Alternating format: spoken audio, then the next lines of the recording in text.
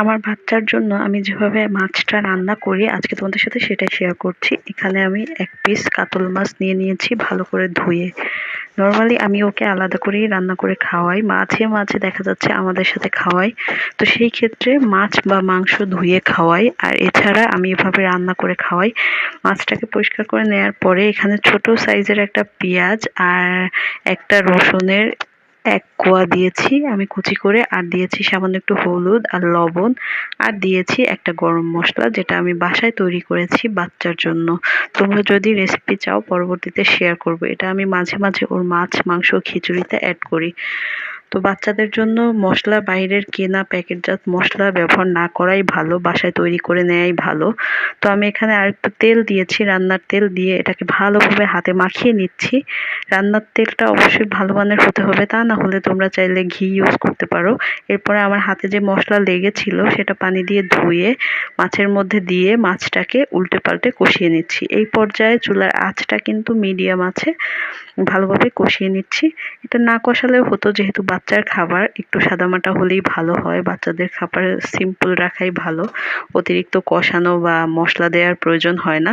তো তারপরে একটু কষিয়ে নিলাম, এতে করে হচ্ছে কাঁচা গন্ধ যে পেঁয়াজ রসুনের এটা চলে যাবে, হলুদের গন্ধটাও চলে যাবে।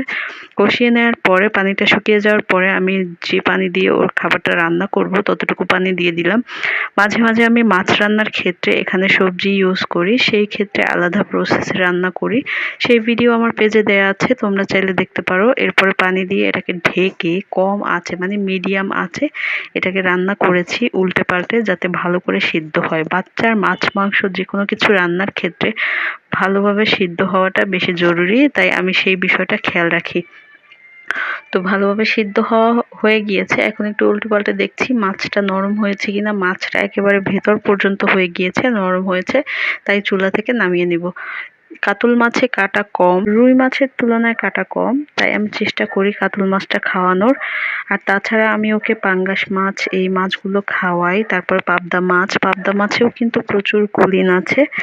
আর চিংড়ি মাছ বাচ্চাদের জন্য খুবই উপকারী, তো মাঝে মাঝে চিংড়ি মাছও দিয়ে থাকি। যেসব বাচ্চাদের অ্যালার্জি আছে তাদের ইলিশ মাছ চিংড়ি মাছ না দেওয়াই ভালো। আমার বাচ্চা যেহেতু কাঁটা বেছে খেতে পারে না, তাই ওকে আমি ইলিশ মাছ এখনো দিই না। মাঝে মাঝে আমি 1 দিন না 2 দিন দিয়েছিলাম, তাও অনেক কষ্ট করে অনুবীক্ষণ যন্ত্র দ্বারা বেছে, মানে আমি অনুবীক্ষণ যন্ত্রের মতো ওর মাছটাকে বেছেছি, তারপরে দিয়েছি। এখানে আমি ওর মাছটা নিয়েছি, আর পাশে নিয়েছি জাউ ভাত বলতে একটু নরম করে রান্না করা ভাত।